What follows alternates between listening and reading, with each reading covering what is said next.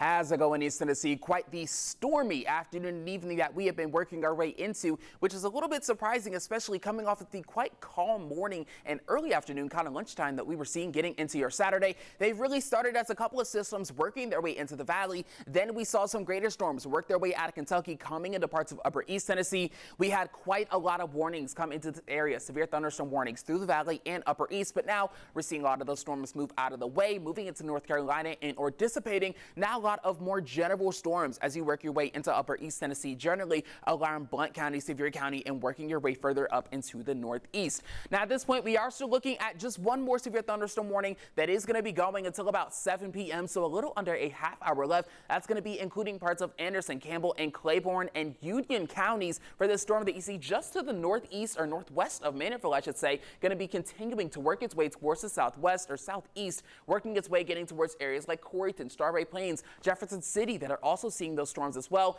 even getting into areas like Washburn. So that is something to keep your eye out for as well.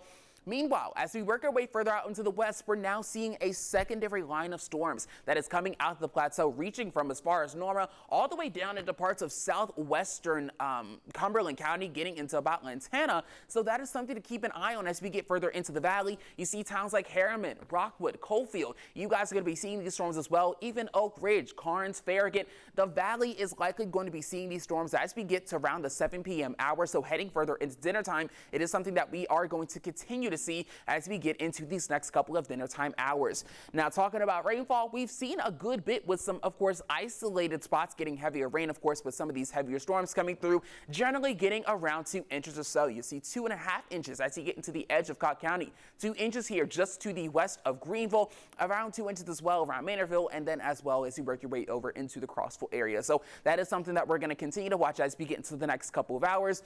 In terms of your future cast, this is going to be something that goes through part of your dinner time. So if you had some dinner plans out at a restaurant, out in downtown, that is something to keep yourself aware of as you get through much of the day. You see around 8 p.m. this little cell possibly going over the 40-75 split. Generally, that stronger possibility for storms going to be sitting in the central and eastern valley, getting into upper east. However, again, it does seem like parts of upper East Tennessee may be getting some calmer conditions. Now the western half of our region going to be getting that next round of storms that continues to move its way out.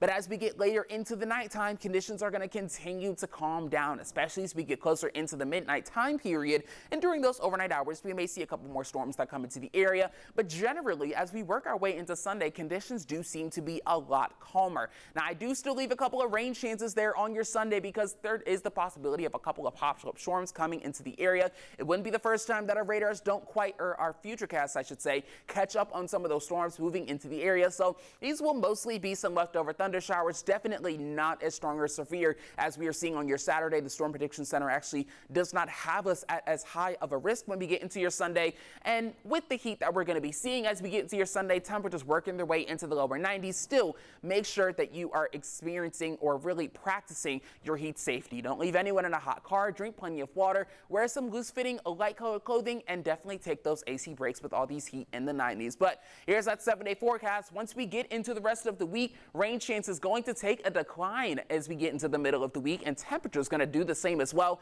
There is a cold front attached to this rain that we're seeing, so we're finally going to get some temperatures back around average into the next couple of days. You see those temperatures sitting right around the upper 80s, where we should be around this time period. Going to be much more seasonal. Rain chances not appearing until we get back into the end of the week, and humidity going to take a drop as well. Going to be a lot more comfortable as we get August started.